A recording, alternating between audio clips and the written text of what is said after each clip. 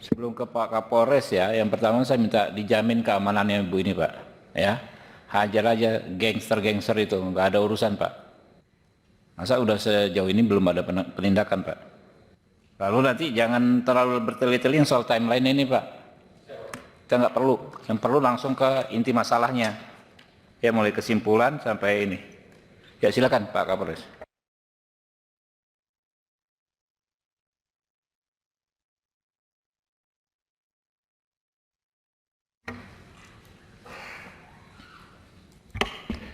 Bismillahirrahmanirrahim. Assalamualaikum warahmatullahi wabarakatuh. Selamat siang, salam sejahtera untuk kita sekalian. Yang terhormat Bapak Ketua Komisi 3 DPR RI, Bapak Dr. Habibur Rahman SHMH selaku pimpinan rapat. Yang kami hormati Bapak-Bapak Dewan sekalian yang hadir, dan yang kami hormati peserta rapat sekalian yang berbahagia. Pada kesempatan hari ini akan kami sampaikan terkait dengan langkah-langkah daripada Polres Sukabumi menindaklanjuti adanya tindak pidana kekerasan terhadap anak korban NS. Di mana terkait dengan anak korban NS, kita sudah menerima adanya 3 laporan polisi. Yang pertama yakni laporan polisi LP-B-09 Romawi 2 SPKT Polsek Cambang Kulon, Polres Sukabumi, Polda Jawa Barat tanggal 19 Februari 2026, di mana sebagai pelapor adalah Anwar Satibi. Kemudian sebagai telapor adalah Ibu Tiri atau Saudara Teni Rida. Terhadap perkara tersebut kami terima tanggal 19 Februari, kemudian kita tindak lanjuti dengan maraton melakukan penyelidikan sehingga tanggal 20 sudah kita naikkan sidik dan tanggal 22 kita sudah menetapkan tersangka, dan terhadap tersangka sudah kita lakukan penahanan di tanggal 23 Februari 2026. Pak, tersangkanya siapa aja? Pak? Tersangka Ibu Tiri, inisial TR, yaitu Teni Rida. Ayahnya enggak, bukan tersangka Pak? Untuk ayahnya di LP yang tanggal 19 Februari sebagai pelapor, Bapak. Oh, pelapor. Sebagai pelapor LP. Ya walaupun pelapor kan kalau terbukti kan bisa jadi tersangka juga Pak. Siap. Namun dalam perkara ini Bapak, kami juga menindaklanjuti laporan polisi yang kedua, yakni laporan polisi yang dibuat di tahun 2024. Di mana di tahun 2024 itu juga ada laporan polisi, di mana laporan polisi itu sebagai pelapor juga sama, Anwar Satibi, yang dilaporkan Ibu Tiri juga, yakni Teni Rida. Yang pada saat perkara sedang kami lakukan penyelidikan, kemudian ada perdamaian sehingga prosesnya hold. Karena kemarin ada pernyataan pencabutan perdamaian tersebut dan juga adanya perbuatan yang berulang, sehingga perkara tersebut sudah kami naikkan sidik, dan ke depan tentunya kita akan lakukan pembuktian untuk pemenuhan unsur gelar untuk penetapan tersangka. Kemudian terkait dengan Anwar Satibi sebagai pelapor, kebetulan kami menangani laporan polisi yang ketiga yang dibuat oleh Saudara Krisnamurti sebagai kuasa hukum orang tua atau ibu kandung, di mana laporan polisi B-106/Romawi 2 2006 SPKT Polres Sukabumi, Polda Jawa Barat yang dibuat pada tanggal 24 Februari. Ya. Walaupun terhadap korban atau pelapor belum kita minta keterangan karena memang masih situasi berduka. Namun kita sudah maraton melakukan penyelidikan, melakukan langkah lain untuk mengumpulkan alat bukti, dan kita juga akan segera meningkatkan prosesnya menjadi penyidikan. Kemudian terkait dengan perkara yang sudah kita tangani sekarang yang viral, di mana laporan yang dibuat tanggal 19 Februari, tentunya kita melakukan penyidikan yang betul-betul profesional, tidak under pressing daripada pemberitaan media sosial ataupun intervensi lainnya. Kemudian kita melakukan kolaborasi interdisipliner melibatkan daripada forensik, di mana kita melibatkan psikologi klinis, kemudian juga psikologi forensik, kemudian kita juga akan menyiapkan pembuktian yang tentunya bisa dipertanggungjawabkan secara ilmiah. Dari tindakan yang sudah kita lakukan, memang kita sudah melakukan pemeriksaan sebanyak 18 saksi, kemudian 3 ahli, dan kita mendapatkan bukti-bukti surat seperti visum et veritum yang di situ sudah menggambarkan bagaimana terjadinya luka lebam yang disebabkan oleh trauma panas dan juga trauma benda tumpul. Jadi ada trauma panas dan trauma benda tumpul. Siap. Oke. Dan dalam fakta-fakta peristiwa itu di hari Kamis tanggal 18 pukul 8 pagi bahwasanya korban dibawa ke UGD di Rumah Sakit Jombang Kulon.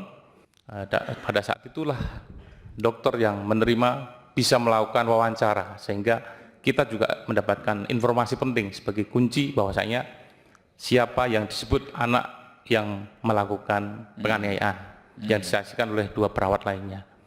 Kemudian pukul 16.00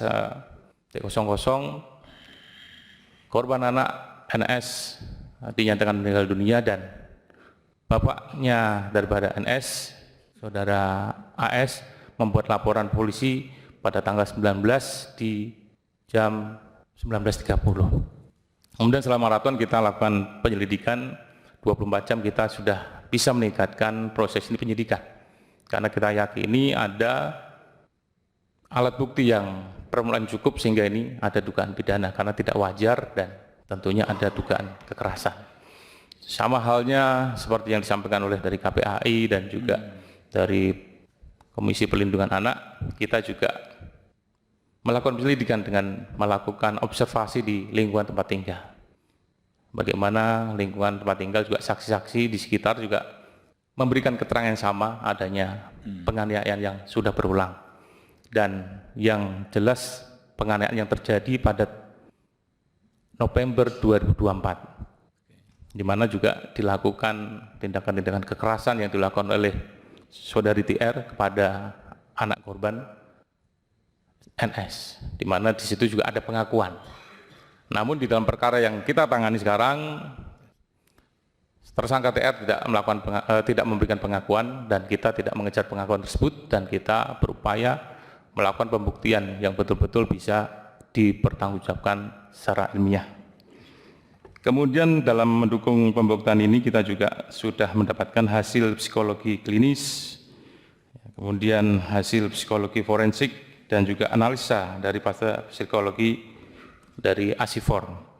Kemudian barang bukti elektronik yang berkembang di media sosial juga kita melakukan pengajian, di mana di tanggal 19 pukul 10 ada salah satu saksi yang melakukan interview terhadap korban anak. Di situ juga menyatakan beberapa pernyataan yang tentunya didengarkan, disaksikan oleh beberapa saksi lainnya yang tentunya sudah kita ambil keterangan, dan itu menjadi salah satu bukti yang cukup kuat.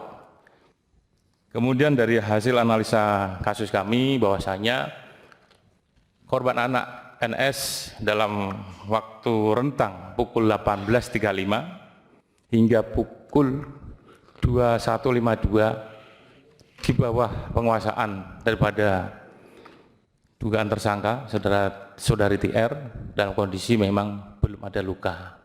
Kemudian pada saat pamannya, ya, salah satu saksi, saudara Surahmat, tiba di kediaman dan menemukan kondisi korban anak sudah mengalami luka-luka, dan kebetulan orang tua atau ayah kandung yang saat itu tidak berada di tempat sedang bekerja karena di wilayah Sukabumi Kota, kembali di sekitar pukul 2 menemukan kondisi yang luka-luka, dan esok harinya pukul 8 bersama dengan ibu tiri dibawa ke rumah sakit.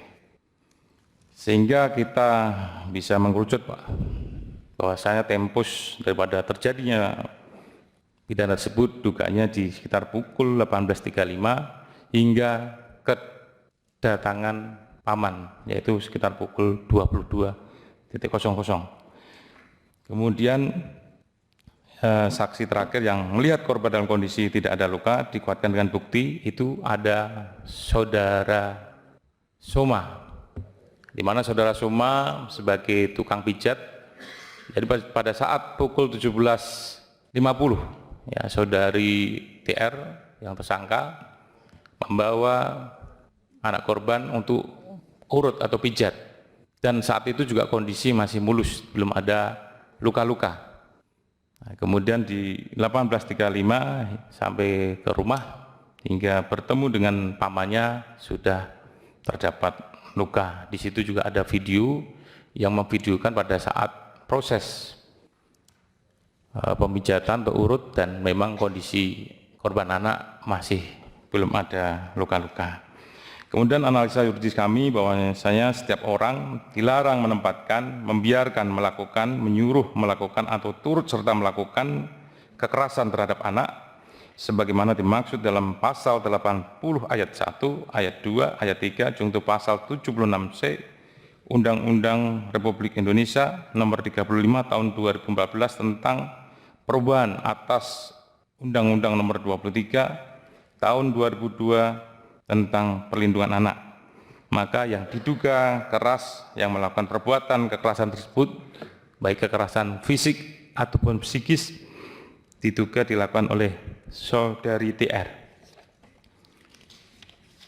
Selanjutnya, menanggapi laporan daripada ibu kandung melalui kuasa hukum Kesamurti, tentunya kita menunggu kehadirannya untuk bisa kita ambil keterangan, sehingga apa yang disampaikan di dalam rapat kali ini juga bisa disampaikan kepada penyidik, sehingga penyidik akan bisa mendapatkan bukti permulaan yang cukup untuk bisa segera menaikkan perkara menjadi penyidikan.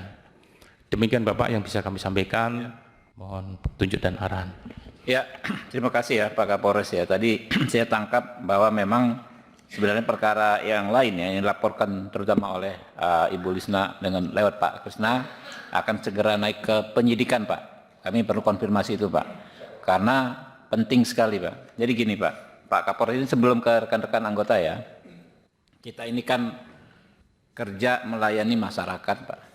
Kalau ada masukan dari masyarakat, tentu kita nggak bisa alergi. Kita nggak bisa alergi. Kami juga begitu Pak. Kami di WA, di ini segala macam, dibombardir pesan dari masyarakat sehingga menyelenggarakan acara hari ini bukan karena diintervensi, bukan karena kami tidak independen, tapi karena memang kita harus ya menggali rasa keadilan di masyarakat tersebut. Apalagi ini ada dua lembaga yang memang sangat penting dalam penegakan hak anak, ada LPSK, ada KPAI, itu lembaga negara Pak, ya, bukan lembaga kaleng-kaleng, ya, sangat kredibel dan memang kedudukannya mendapatkan atribusi kekuasaan dari negara untuk membantu kita, ya, membantu Pak Kapolres juga dalam menjalankan tugasnya.